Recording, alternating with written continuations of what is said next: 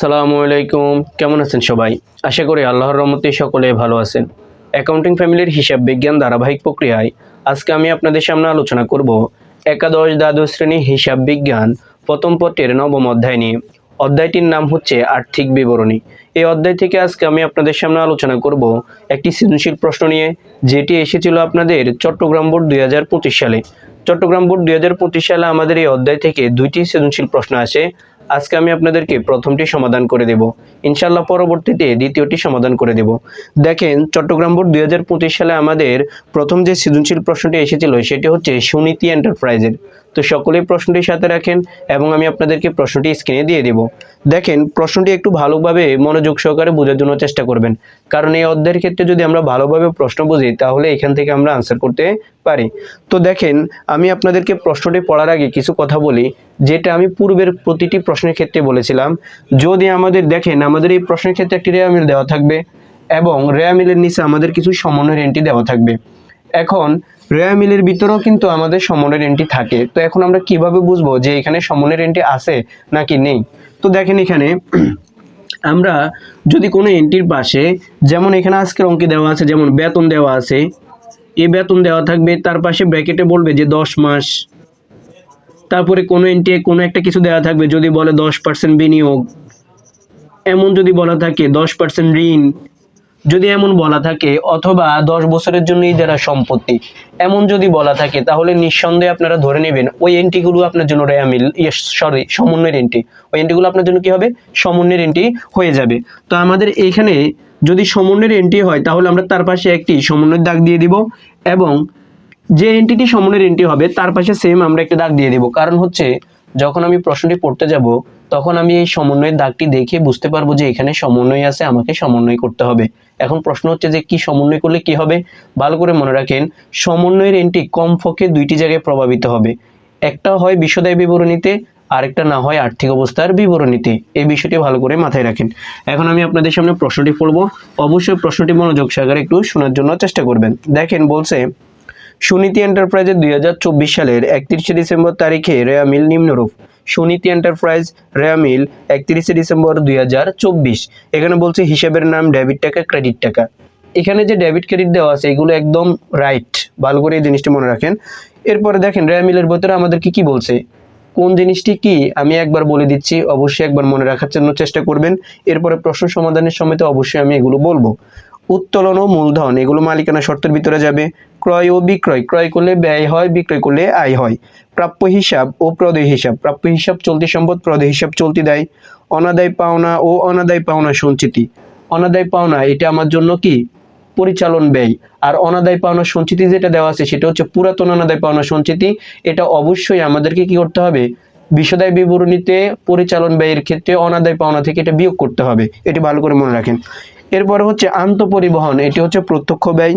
যন্ত্রপাতি, স্থায়ী সম্পদ, ইজারা সম্পত্তি 10 বছরের জন্য। দেখেন, ব্র্যাকেট দেওয়া আছে, এই যে 10 বছরের জন্য বলছে, এটার পাশে একটি দাগ দিন, কারণ এখানে ইজারা সম্পত্তির অবলোপন করতে হবে, যেটা আপনার জন্য সমন্বয় করতে হবে। তো সমন্বয় হলে আমরা দাগ দিয়ে দিব। এরপরে দেখেন, বেতন 10 মাসের, এই যে বেতন দেওয়া আছে তার পাশে 10 মাস দেওয়া আছে, তাহলে তার পাশে একটি দাগ দেন, কারণ এটিও সমন্বয়ের এন্ট্রি। এরপরে বলছে ব্যাংক জমা, চলতি সম্পদ, বিজ্ঞাপন, পরিচালন ব্যয়, মজুরি, প্রত্যক্ষ ব্যয়, প্রারম্ভিক মজুত পণ্য, বিক্রিত পণ্যের ব্যয়ের ভিতরে যাবে। অন্যান্য তথ্য মানে হচ্ছে সমন্বয়ের এন্ট্রি, নিচে কিছু সমন্বয়ের এন্ট্রি দিছে। 1 নম্বর সমন্বয়ের এন্ট্রি কি বলছে? সমাপনী মজুত পণ্য 48,000 টাকায় মূল্যায়ন করা হয়েছে, যার মধ্যে 8,000 টাকার আগুনে বিনষ্ট পণ্য অন্তর্ভুক্ত আছে। ভালো করে বোঝেন, বলছে যে সমাপনী মজুত পণ্য হচ্ছে 48,000 টাকা। এই যে সমাপনী মজুত পণ্য 48,000 টাকা আছে, এই সমাপনী মজুত পণ্য আপনার জন্য চলতি সম্পদ। এখন বলছে এর ভিতরে আগুনে বিনষ্ট পণ্য আছে 8,000 টাকা। এই যে আগুনে বিনষ্ট পণ্য আছে, এটা আপনাকে সমাপনী মজুত পণ্য থেকে বিয়োগ করতে হবে, কারণ এটা অন্তর্ভুক্ত আছে। এরপরে যে পণ্যটা নষ্ট হয়েছে এটা অবশ্যই আপনার ক্রয়ের পরিমাণকে কমিয়ে দিবে। আপনারা রেওয়া মিলে ক্রয়, দেখেন তো ক্রয় কোথায় আছে? যদি ক্রয় যেখানে আছে ক্রয়ের পাশে একটি দাগ দেন, কারণ আগুনে যদি পণ্য বিনষ্ট হয় তাহলে আমার ক্রয়ের পরিমাণ সবসময় কমে যায়, সেজন্য আমরা ক্রয় থেকে এটি বিয়োগ করব। আর সমাপনী মজুদের ভিতরে যেহেতু অন্তর্ভুক্ত আছে সেজন্য এখান থেকেও আমরা বিয়োগ করে ফেলবো। 1 নম্বর সমন্বয়টি আশা করি বুঝতে পারছেন। এরপরে দেখেন 2 নম্বরে বলছে বিনামূল্যে পণ্য বিতরণ 4000 টাকা, যা হিসাবভুক্ত হয়নি। আমি যদি বিনামূল্যে পণ্য বিতরণ করি তার মানে এটা বিজ্ঞাপন, মিলে কোন জায়গায় বিজ্ঞাপন আছে তার পাশে একটি দাগ দেন। 2 নম্বর কাজ হচ্ছে এটা 2 জায়গায় যাবে। এখন আরেকটা কোথায় যাবে, যেহেতু আমি বিনামূল্যে পণ্যটা বিতরণ করে ফেলছি তার মানে এটা অবশ্যই আমার ক্রয়ের পরিমাণকে কমিয়ে দেবে, তার মানে ক্রয়ের সাথে আরেকটি দাগ দেন, তাহলে ক্রয়ের সাথে আগে একটি এখন একটি, দুইটি হবে, আর এই এন্টিটি বিজ্ঞাপনের সাথেও যাবে। এরপরে দেখেন 3 নম্বর সমন্বয় বলছে কি, 2 নম্বরে আরেকটি কথা বলছে, সেটা হচ্ছে মোট বিজ্ঞাপন খরচ 4টি আর্থিক বছরের সমান অংশে অবলোপন করতে হবে। ভালো করে বুঝেন, এই যে বিজ্ঞাপন খরচ আছে এটা 4 বছরের আর্থিক কি করতে হবে, আর্থিক বছরের মধ্যে এটাকে ভাগ করতে হবে, মানে অবলোপন করতে হবে। সেজন্য এখানে আপনাকে বিলম্বিত, এটা হচ্ছে যতটুকু অবলোপন হবে এটা বিজ্ঞাপন থেকে বিয়োগ যাবে, বিজ্ঞাপনের সাথে আরেকটি দাগ দেন। দেখেন বিনামূল্যে পণ্য বিতরণের জন্য বিজ্ঞাপনের সাথে একটি দাগ দিয়েছি, এখন যেহেতু আমি আবার অবলোপন করব সেজন্য বিজ্ঞাপনের সাথে আরেকটি দাগ দিবেন, তাহলে বিজ্ঞাপনের সাথে 2টি দাগ হবে। এই বিষয়টি ভালো করে মনে রাখেন, প্রশ্ন সমাধানে আরো বেশি ভালোভাবে বুঝতে পারবেন। এরপরে 3 নম্বরে বলছে যন্ত্রপাতি সংস্থাপন ব্যয় 2000 টাকা মজুরির অন্তর্ভুক্ত আছে। এই যে আমাদের যন্ত্রপাতি সংস্থাপন ব্যয় এটা অবশ্যই যন্ত্রপাতির সাথে যোগ হবে, তাহলে যন্ত্রপাতির সাথে একটি দাগ দেন। 2 নম্বর কাজ হচ্ছে যেহেতু এটি মজুরি অন্তর্ভুক্ত আছে মজুরি থেকে এটি বিয়োগ যাবে, মজুরির সাথে একটি দাগ দিবেন। এরপরে 4 নম্বরে বলছে প্রাপ্য হিসাবের 5% অনাদায় পাওনা সঞ্চিতি রাখতে হবে। দেখেন তো মিলে কোথায় প্রাপ্য হিসাব আছে, ওই প্রাপ্য হিসাবের সাথে একটি দাগ দেন, কারণ এখানে 5% অনাদায় পাওনা সঞ্চিতি ধার্য করতে হবে। এই দেখেন এই ছিল আপনাদের টোটাল প্রশ্নটা। এখন ক নাম্বার সৃজনশীল প্রশ্ন আপনাকে কি বলছে, বলছে 31শে ডিসেম্বর 2024 তারিখে সুনীতি এন্টারপ্রাইজের বিলম্বিত বিজ্ঞাপনের পরিমাণ নির্ণয় করো। খ নম্বরে বলছে উপযুক্ত তথ্যের ভিত্তিতে সুনীতি এন্টারপ্রাইজের বিকৃত পণ্যের ব্যয়ের পরিমাণ নির্ণয় করো। গ নম্বর বলছে 31শে ডিসেম্বর 2024 তারিখে সুনীতি এন্টারপ্রাইজের মোট সম্পদের পরিমাণ নির্ণয় করো। এই ছিল প্রশ্নের ধরন। এখন আমি আপনাদেরকে ক খ গ তিনটি কি করব, সমাধান করে দিব। তো ক নম্বরে যেহেতু আমাদেরকে বলছে বিলম্বিত বিজ্ঞাপনের পরিমাণ নির্ণয়, সেজন্য আমরা এটি এখানে লিখে নিয়েছি। তো দেখেন বিলম্বিত বিজ্ঞাপন যদি আমরা বের করতে যাই তাহলে আমাদেরকে বুঝতে হবে যে বিলম্বিত বিজ্ঞাপন জিনিসটা কি। বিলম্বিত বিজ্ঞাপন হচ্ছে আমি আজকের দিনে ব্যয় করে ফেলবো আর দীর্ঘদিন পর্যন্ত এটা থেকে সুবিধা ভোগ করব, অর্থাৎ যাকে আমরা অগ্রিম ব্যয় বললে চিনে থাকি। মানে হচ্ছে আমি আজকের দিনে 5 বছরের জন্য বিজ্ঞাপন বাবদ যে অর্থটা অগ্রিম ব্যয় করে ফেলি সেটি হচ্ছে বিলম্বিত বিজ্ঞাপন। যেমন আমি যদি বলি আমাদের এখানে টোটাল আমাদের এখানে বিজ্ঞাপন খরচ হচ্ছে, যদি আমি বলি যে বিজ্ঞাপন হচ্ছে আমাদের টোটাল 4 বছরের জন্য। এখন এটা থেকে আমি যতটুকু অবলোপন করে ফেলবো, যদি আমি 1 বছরের অবলোপন করে ফেলি, 4 বছরের জন্য যদি 1 বছরের জন্য অবলোপন করি, অবশিষ্ট আছে কত বছর, অবশিষ্ট আছে এখানে 3 বছর, আর বাড়তি 3 বছর আমি এখানে সুবিধা পাবো, পরবর্তী 3 বছরের সুবিধা পাবো। দেখেন প্রথম বছরে আমি বিজ্ঞাপন খরচটা করছি 4 বছরের জন্য, এখন আমি এখান থেকে যদি 1 বছর ব্যবহার করে ফেলি তাহলে অর্থাৎ 1 বছরে বিজ্ঞাপন খরচ হয়ে যায় বা অবলোপন হয়ে যায়, তখন আমরা 4 বছর থেকে 1 বছর বিয়োগ করার পরে যে 3 বছর বাড়তি থেকে যাবে সেটাই হয়ে যাবে আমার জন্য বিলম্বিত বিজ্ঞাপন। কারণ আমি আরো বাড়তি 3 বছর এটা থেকে সুবিধা পাবো। এই জন্য আমাদের বলা হয় বিলম্বিত বিজ্ঞাপন মানে হচ্ছে অগ্রিম ব্যয়ের পরিমাণ আপনাকে বের করতে হবে, অর্থাৎ বিজ্ঞাপন বাবদ আমি কতটুকু অগ্রিম দিয়েছি সেটা। একটি প্রশ্ন বুঝেন ভালোভাবে, তাহলে ইনশাল্লাহ আপনারা একাধিক প্রশ্ন খুব সহজে সমাধান করতে পারবেন। তাহলে আপনাকে প্রশ্নে প্রথমে লাগবে বিজ্ঞাপন, তো আমরা এখানে লিখে নিব বিজ্ঞাপন, কারণ আজকের অঙ্কে বিজ্ঞাপন আছে। তো বিজ্ঞাপনের পরিমাণ দেখেন তো আপনাদের মিলে কত দেওয়া আছে 12,000 টাকা। এই 12,000 টাকা আমরা এখানে বসাবো। এরপর আমি আপনাদেরকে বলছিলাম বিজ্ঞাপনের সাথে দাগ দিতে, দেখেন বিজ্ঞাপনের সাথে 2টি দাগ দেওয়া আছে, তার মানে 2টি সমন্বয়ের এন্ট্রি আছে।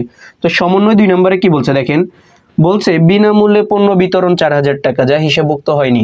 তাহলে আমি যদি বিনামূল্যে পণ্য বিতরণ করি আমার অবশ্যই কি হবে, যে বিজ্ঞাপন খরচের পরিমাণ বাড়বে। তো আমরা এখানে লিখে নিব বিনামূল্যে পণ্য বিতরণ। দেখেন লেখা একটু খারাপ হচ্ছে, বোঝার জন্য চেষ্টা করবেন। দেখেন এখানে কি বলছে আমাদের 4,000 টাকা, এই 4,000 টাকা আমরা এখানে বসাবো। তো আমরা এখানে যোগ করলে আমাদের এখানে আসবে 16,000 টাকা। এটা হচ্ছে আমার টোটাল বিজ্ঞাপনের পরিমাণ। এখন এখান থেকে আমরা বিয়োগ করব যতটুকু ব্যবহার করে ফেলছি ততটুকু। তো আমরা এখান থেকে অবলোপনটা বিয়োগ করব। সমন্বয় 2 এর কিন্তু আরেকটি কথা বলছে, যে এখানে কি বলছে দেখেন, বলছে মোট বিজ্ঞাপন খরচ 4টি আর্থিক বছরের সমান অংশে অবলোপন করতে হবে। তাহলে মোট বিজ্ঞাপন খরচ কত? 16,000 টাকা। এখন আমরা যেহেতু অঙ্কটা করি 1 বছরের জন্য, সেজন্য আমাদের আজকের বছরে কত, সেজন্য আমরা 1 দিয়ে গুণ করব, আর এটা যেহেতু 4 বছরের মধ্যে ভাগ করবো সেজন্য 4 দিয়ে ভাগ করে ফেলবো।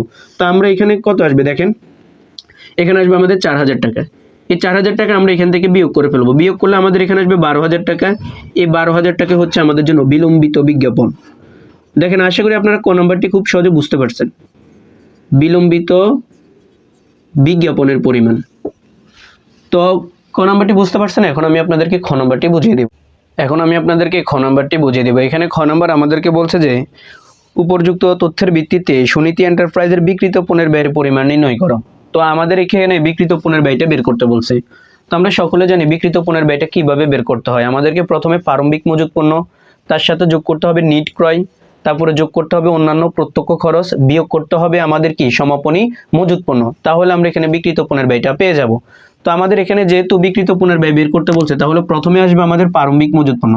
এই প্রারম্ভিক মজুত পণ্যটা নিয়ে আসবেন। ভালো করে মনে রাখেন, বিক্রিত পণ্যের ব্যয় নির্ণয়ের ক্ষেত্রে আপনাদের প্রথমে যেটি আনতে হবে সেটি হচ্ছে প্রারম্ভিক মজুত পণ্য। তো আপনাদের দেখেন তো রেয়া মিলের ভিতরে প্রারম্ভিক মজুত পণ্য দেওয়া আছে কিনা? আজকে আছে, দেখেন একদম রেয়া মিলের শেষে বলছে যে প্রারম্ভিক মজুত পণ্য 20,000 টাকা। এই 20,000 টাকা আপনি এখানে লিখে নেবেন, প্রথমে সেকেন্ড কলামে লিখে নেবেন। এরপরে এটার সাথে আপনি যোগ করবেন নিট ক্রয়। এখন সকলকে নিট ক্রয় সূত্রটা জানতে হবে। যদি নিট ক্রয় সূত্রটি জানেন তাহলে বিক্রিত পণ্যের ব্যয় নির্ণয় করা খুবই সহজ। নিট ক্রয় সূত্রটি আমি একবার বলি, দেখেন পণ্য ক্রয় যোগ ধারে ক্রয় বিয়োগ ক্রয় ফেরত বিয়োগ ক্রয় বাট্টা বিয়োগ পণ্য উত্তোলন বিয়োগ বিনামূল্যে পণ্য বিতরণ বিয়োগ মুনাফাবিহীন পণ্য বিক্রয় বিয়োগ ক্রয় ভ্যাট।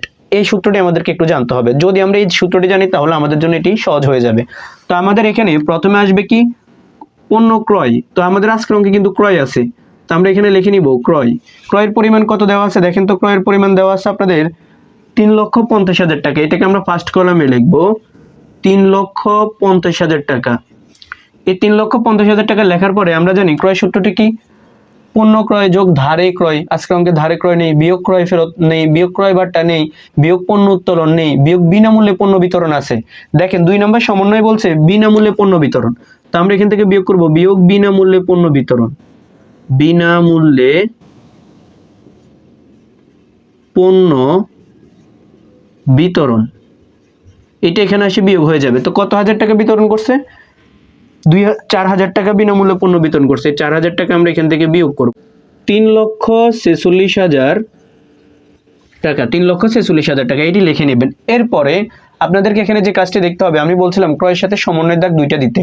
সমন্বয় কিন্তু আপনাদের 1 নম্বরে আরেকটা জিনিস আছে, সেটি হচ্ছে যে বলছে আগুনে বিনষ্ট পণ্য। এই যে আগুনে বিনষ্ট পণ্য, এটি কিন্তু আপনার অবশ্যই ক্রয়ের পরিমাণকে কমিয়ে দিবে। আমাদের সূত্রটির ক্ষেত্রে আমি এই কথাটি বলতে ভুলে গিয়েছি যে আগুনে বিনষ্ট পণ্য যদি থাকে তাহলে এটিও বিয়োগ যাবে। আগুনে বিনষ্ট পণ্য, আগুনে বিনষ্ট পণ্য যদি থাকে সেটিও কি যাবে, এখানে বিয়োগ যাবে। তো 1 নম্বর সমন্বয়ের ক্ষেত্রে আমাদেরকে বলছে যে আগুনে বিনষ্ট পণ্য 8,000 টাকা, যেটা সমাপনী মজুদের অন্তর্ভুক্ত আছে। তো সেটা আমরা এখান থেকে বিয়োগ করে ফেলবো। তো বিয়োগ করার পরে আমাদের এখানে যেটি আসবে সেটি হচ্ছে কত দেখেন, 3,36,000 টাকা, 3,38,000 টাকা। এই 3,38,000 টাকা হচ্ছে আমাদের ক্রয়ের পরিমাণ, এখানে নিট ক্রয়ের পরিমাণ, এটা আমরা এখানে বসাবো। এরপরে দেখেন আমাদের কিন্তু ক্রয়ের আর কোনো কিছু এখানে নেই। আমাদের আসবে প্রত্যক্ষ খরচগুলো। এখানে প্রত্যক্ষ খরচের জন্য হেডিং করা লাগে না, তারপর আমি আপনাদের বোঝার জন্য দিয়ে দিচ্ছি প্রত্যক্ষ খরচ। তো প্রত্যক্ষ খরচগুলো কি কি দেখেন, প্রত্যক্ষ খরচগুলো হচ্ছে যেমন মজুরি। দেখেন তো আজকের অঙ্কে মজুরি আছে কিনা, আজকের অঙ্কে দেওয়া আছে আমাদের মজুরি। তো আমরা এখানে লিখে নিব মজুরি। তো আমি আপনাদেরকে বলছিলাম যে মজুরির কত হাজার টাকা, দেখেন তো মজুরি দেওয়া আছে 10,000 টাকা। মজুরির পাশে কিন্তু একটি সমন্বয়ের দাগ দেওয়া আছে, বলছিলাম যে সমন্বয়ের দাগ দিতে। মজুরি সম্পর্কে দেখেন আপনাদের 3 নাম্বার সমন্বয় কি বলছে, যন্ত্রপাতি সংস্থাপন ব্যয় 2,000 টাকা, যেটা মজুরির অন্তর্ভুক্ত আছে। এই যে মজুরির অন্তর্ভুক্ত আছে সেজন্য এটা আমরা এখান থেকে বিয়োগ করে ফেলবো সংস্থাপন ব্যয়টা। তো এখানে লিখবো সংস্থাপন ব্যয়, এটা আমরা এখান থেকে বিয়োগ করে ফেলবো। তো সংস্থাপন ব্যয়টা যদি বিয়োগ করে ফেলি 2,000 টাকা, তাহলে আমাদের এখানে আসবে 8,000 টাকা। এটি হচ্ছে মজুরির পরিমাণ। এরপরে দেখেন আমাদের প্রত্যক্ষ খরচগুলোর ভিতরে মজুরি, আন্তঃপরিবহন বা ক্রয় পরিবহন। আজকের অঙ্কে কিন্তু আন্তঃপরিবহন আছে। দেখেন তো আপনারা মিলের ভিতরে জানা আন্তঃপরিবহন নামের একটা কথা দেওয়া আছে। তো আমরা এখানে লিখে নিব আন্তঃপরিবহন। আন্তঃপরিবহন। আন্তঃপরিবহনের পরিমাণ দেওয়া আছে কত দেখেন, একদমই অনাদায় পাওনার নিচে বলছে 5,000 টাকা আন্তঃপরিবহন, এটি আমরা একদম সেকেন্ড কলামে লিখে নিব। এরপরে আমাদের এখানে আন্তঃপরিবহন পরে আসে জাহাজ ভাড়া বা জলযান ভাড়া, তারপর হচ্ছে কারখানার বিদ্যুৎ বিল, আবার হচ্ছে আমাদের জন্য প্যাকিং খরচ যদি থাকে সেগুলো এখানে চলে আসবে। তো দেখেন আমাদের কিন্তু আর প্রত্যক্ষ খরচ কোনো কিছু এখানে রেয়া মিলের ভিতরে নেই। যেহেতু প্রত্যক্ষ খরচ নেই, এখন আমরা কি করব, এখানে এই টাকাগুলো যোগ করে ফেলবো। তো যোগ করলে আমাদের এখানে কত আসে দেখেন, এখানে হবে 20,000 টাকা, যোগ করবো আমরা এখানে 3,38,000 টাকা, এরপরে যোগ করবো 8,000 টাকা, যোগ করবো আমরা এখানে 5,000 টাকা। তাহলে আমাদের এখানে আসবে আমাদের 3,71,000 টাকা। এই যে 3,71,000 টাকা আসছে, এটা হচ্ছে আমাদের জন্য এখন বিক্রিত পণ্যের ব্যয়ের পরিমাণ কিন্তু এখনো বের হয় নাই। এখান থেকে আমাদেরকে বিয়োগ করতে হবে সমাপনী মজুত পণ্য। তো আমরা এখান থেকে বিয়োগ করব সমাপনী মজুত পণ্য। এখন দেখেন সমাপনী মজুত পণ্য দেওয়া আছে কত, সমন্বয় একই কি বলছে দেখেন, সমন্বয় একে বলছে যে সমাপনী মজুত পণ্য 48,000 টাকা, কিন্তু তার ভিতরে আপনাদের আগুনে বিনষ্ট পণ্য 8,000 টাকা অন্তর্ভুক্ত আছে। যেহেতু অন্তর্ভুক্ত আছে সেজন্য আমরা এখানে একটা কাজ করতে পারি যে 48,000 টাকা থেকে আমরা ওই 8,000 টাকার আগুনে পণ্য বিনষ্ট কি করব, বিয়োগ করে ফেলবো। তাহলে 40,000 টাকা আসবে। এই 40,000 টাকা আমরা এখান থেকে বিয়োগ করে ফেলবো। তাহলে আমাদের এখানে আসবে কত, 3,31,000 টাকা। 3,31,000 টাকা, এটি হচ্ছে আমাদের জন্য বিক্রিত পণ্যের ব্যয়ের পরিমাণ। তো দেখেন খুবই সহজ একটি প্রশ্ন, আশা করি আপনারা এটিও বুঝতে পারছেন। এখন আমি আপনাদেরকে গ নাম্বারটি বুঝিয়ে দেব। এখানে গ নাম্বার আমাদেরকে বলছে যে 31শে ডিসেম্বর 2024 তারিখে সুনীতি এন্টারপ্রাইজের মোট সম্পদের পরিমাণ নির্ণয় করো। মোট সম্পদ মানে আর্থিক অবস্থা বিবরণীর একটি অংশ বের করতে বলছে আমাদেরকে। তো আর্থিক অবস্থা বিবরণীর যদি একটি অংশ আমাদেরকে বের করতে বলে, তাহলে আমরা এখানে আর্থিক অবস্থার বিবরণী লিখে নিব, কোম্পানির নাম লিখে নেবেন, এরপরে তারিখটা আপনারা অবশ্যই এখানে লিখে নেবেন, আর এখানে ব্র্যাকেটে লিখবেন আপনারা আংশিক বিবরণ টাকা টাকা টাকা, এইভাবে টাকার ঘর করে নেবেন। যেহেতু সম্পদের বের করতে বলছে সেজন্য আমরা এখানে একটা হেডিং করে নিব সম্পদ সমূহ। সম্পদ সমূহ। তো আমরা জানি সম্পদ হচ্ছে সাধারণত আমাদের 3 ধরনের বেসিক্যালি। এরপরে আরেকটি আমাদের সম্পদ আছে, সেটি হচ্ছে অন্যান্য সম্পদ বা অলিক সম্পদ বা কাল্পনিক সম্পদ বা ভুয়া সম্পদ। এটিও কিন্তু আমাদের এখানে আজকের অঙ্কে আছে। তো আমরা এখানে প্রথমত যেটি আনবো সেটি হচ্ছে চলতি সম্পদ। চলতি সম্পদ। এই চলতি সম্পদের পরিমাণ কি কি আছে দেখেন তো, আমাদের আজকের অঙ্কে আমরা রেয়া মিলে প্রথম থেকে আসব এবং শেষের দিকে আমরা তারপরে সমন্বয়গুলোতে যাব। এলোমেলোভাবে প্রশ্ন সমাধান করার কোনো প্রয়োজন নেই, আপনি শেষ থেকে আসবেন, প্রথম থেকে আসবেন, শেষের দিকে যাবেন, শেষ এভাবে যাবেন। দেখেন আমাদের প্রথম থেকে যদি আমরা আসি, আমাদের প্রাপ্য হিসাব আছে, এই প্রাপ্য হিসাবটা আমরা এখানে লিখে নিব। এটি আমাদের জন্য একটি চলতি সম্পদ। প্রাপ্য হিসাব যে কথা, দেনাদার এক কথা। তো প্রাপ্য হিসাবের পরিমাণ দেওয়া আছে আপনাদের এখানে 62,000 টাকা, এটাকে আপনি ফার্স্ট কলামে লিখবেন, কারণ আমি আপনাদেরকে বলছিলাম এটার সাথে একটি সমন্বয়ের দাগ দিতে। সমন্বয় আপনারা 4 নম্বর সমন্বয় দেখেন যে প্রাপ্য হিসাবের উপর 5% অনাদায় পাওনা সঞ্চিতি রাখতে হবে। রেয়া মিলের ভিতরে যে অনাদায় পাওনা সঞ্চিতি দেওয়া আছে এটা হচ্ছে নতুন অনাদায় পাওনা সঞ্চিতি, মানে এটা আপনার প্রাপ্য হিসাবের পরিমাণকে কমিয়ে দেবে। তো আমরা এখান থেকে বিয়োগ করব, বিয়োগ নতুন অনাদায় পাওনা সঞ্চিতি। নতুন অনাদায় পাওনা সঞ্চিতি, এটি আপনি এখান থেকে বিয়োগ করে দিবেন। এখন প্রশ্ন হচ্ছে কিভাবে, তারাই বলছে যে প্রাপ্য হিসাবের উপরে 5%। তবে ভালো করে একটা জিনিস মনে রাখেন, অবশিষ্ট প্রাপ্য হিসাবের উপর আমরা সবসময় অনাদায় পাওনা সঞ্চিতি ধরে থাকি। এখন প্রশ্ন হচ্ছে অবশিষ্ট প্রাপ্য হিসাব কিভাবে বের করে, আমাদেরকে প্রাপ্য হিসাব থেকে নতুন কুরিন যেটা থাকে সেটা বিয়োগ করতে হয়। তো যেহেতু আজকের অঙ্কে নতুন কুরিন নেই সেজন্য আমাদের এখানে আর বিয়োগ করতে হবে না। প্রাপ্য হিসাবের এখানে যে 62,000 টাকা আছে এটাই আমাদের জন্য অবশিষ্ট প্রাপ্য হিসাব, তার উপর আমরা 5% করব। যদি 5% করেন তাহলে আপনাদের এখানে আসবে কত, যে আপনাদের এখানে আসবে 3,100 টাকা। এই 3,100 টাকা আপনারা এখান থেকে বিয়োগ করে ফেলবেন। তো বিয়োগ করে ফেললে আপনাদের এখানে কত আসে দেখেন, 62,000 বিয়োগ 3,100, তাহলে আমাদের এখানে আসবে 58,900 টাকা। এই 58,900 টাকা হচ্ছে আমাদের জন্য কি, যে প্রাপ্য হিসাবের, অর্থাৎ নিট প্রাপ্য হিসাব। আশা করি এতটুকু পর্যন্ত বুঝতে পারছেন। এরপরে দেখেন আপনাদের এখানে ব্যাংক জমা, এটি আপনার জন্য একটি চলতি সম্পদ। তো আমরা এখানে লিখে নিব ব্যাংক জমা, ব্যাংক জমা, এটি আমরা এখানে লিখে নিব। তো ব্যাংক জমার পরিমাণ ছিল কত, ব্যাংক জমার পরিমাণ ছিল আপনাদের এখানে 30,000 টাকা। এই 30,000 টাকা আমরা এখানে লিখে নিব। দেখেন ব্যাংক জমা 30,000 টাকা। এরপরে দেখেন আমাদের এখানে আর কিন্তু কোনো চলতি সম্পদ আমি রেয়া মিলের ভিতরে দেখতে পাচ্ছি না। এখন আমরা যাব কোথায়? অন্যান্য তথ্যগুলোর ভিতরে। প্রথমে যেটি আছে সমাপনী মজুদ পণ্য, এটি আপনার জন্য চলতি সম্পদ।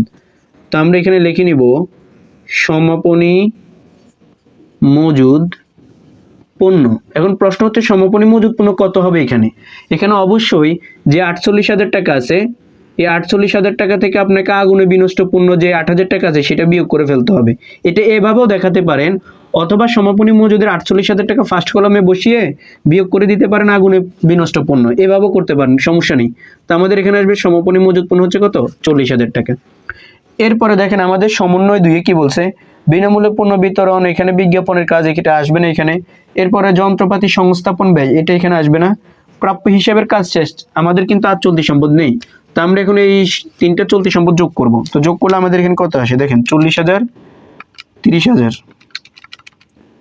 তাহলে আমাদের এখানে আসবে কত? 1,28,900 টাকা। এই 1,28,900 টাকা এটা আমরা এখানে বসাবো। এরপর আমরা জানি আমাদের এখানে আসবে দীর্ঘমেয়াদী সম্পদ। আজকের অঙ্কে কিন্তু আমাদের দীর্ঘমেয়াদী সম্পদ নেই, যেমন বিনিয়োগ আজকের অঙ্কে নেই। আমাদের এখানে আসবে স্থায়ী সম্পদ। কি আসবে? স্থায়ী সম্পদ। খুবই সহজ একটি অঙ্ক, দেখতে কঠিন মনে হয়। তো আমরা স্থায়ী সম্পদ লিখে নিব। এরপর আমরা এখানে লিখে নিব যন্ত্রপাতি। আজকের অঙ্কে কিন্তু স্থায়ী সম্পদ যন্ত্রপাতি আছে, দেখেন আপনারা স্থায়ী সম্পদ কি আছে? যন্ত্রপাতি আছে। তো যন্ত্রপাতির পরিমাণ কত? যন্ত্রপাতি দেওয়া আছে আপনাদের 80,000 টাকা। এটাকে আপনি ফার্স্ট কলামে লিখবেন। প্রশ্ন হচ্ছে কেন ফার্স্ট কলামে লিখবো? আপনারা দেখেন আপনাদের সমন্বয় 3 বলছে যে যন্ত্রপাতি সংস্থাপন ব্যয় 2,000 টাকা মজুরির অন্তর্ভুক্ত আছে। ওই যে মজুরি থেকে বিয়োগ করছি, এবার যন্ত্রপাতির সাথে এসে আমরা এটাকে যোগ করব, কারণ সংস্থাপন ব্যয় কি সবসময় আমরা যন্ত্রপাতি নামে লিখি, সংস্থাপন ব্যয় নামে লেখা যাবে না। তো আমরা এখানে যোগ করব, যোগ সংস্থাপন ব্যয়। সংস্থাপন ব্যয়, এই সংস্থাপন ব্যয়টা আমরা এখানে বসাবো। কত হাজার টাকা ছিল? 2,000 টাকা। এই 2,000 টাকা এখানে বসিয়ে আমরা নিয়ে যাব। হ্যাঁ, 2,000 টাকা ছিল। তাহলে আমাদের এখানে আসবে 82,000 টাকা। এই 82,000 টাকা হচ্ছে যন্ত্রপাতির নিট, অর্থাৎ নিট যন্ত্রপাতি। এরপরে দেখেন আমাদের এখানে আসবে ইজারা সম্পত্তি। আপনারা দেখেন আজকের অঙ্কে ইজারা আছে, ইজারা। তো ইজারার পরিমাণ কত? দেখেন ইজারা সম্পত্তি লেখা আছে। ইজারা সম্পত্তি ব্র্যাকেটে বলছে 10 বছরের জন্য, যেহেতু ব্র্যাকেটে দেওয়া আছে তার মানে এটি সমন্বয়ের এন্ট্রি, ফার্স্ট কলামে লিখে নিব। তো আমরা জানি ইজারা সম্পত্তির উপরে যেহেতু আমাদের 10 বছর ব্র্যাকেটে বলে দিছে, আর আমরা তো অঙ্ক করি 1 বছরের জন্য, তাহলে আমি ইজারা সম্পত্তিটি 1 বছর ব্যবহার করে ফেলছি, অবশ্যই এটি ইজারা সম্পত্তির পরিমাণকে কমিয়ে দিবে। তো আমরা যন্ত্রপাতির ক্ষেত্রে অবশ্যই বিয়োগ করি, কিন্তু আমরা ইজারা সম্পত্তির ক্ষেত্রে সবসময় অবলোপন বিয়োগ করব। তো আমরা লিখে নিব অবলোপন। কাজ কিন্তু সেম, শুধু এখানে অবচয় হয় আর এখানে হবে অবলোপন। তো আমাদের অবলোপনের পরিমাণ কিভাবে বের করব দেখেন।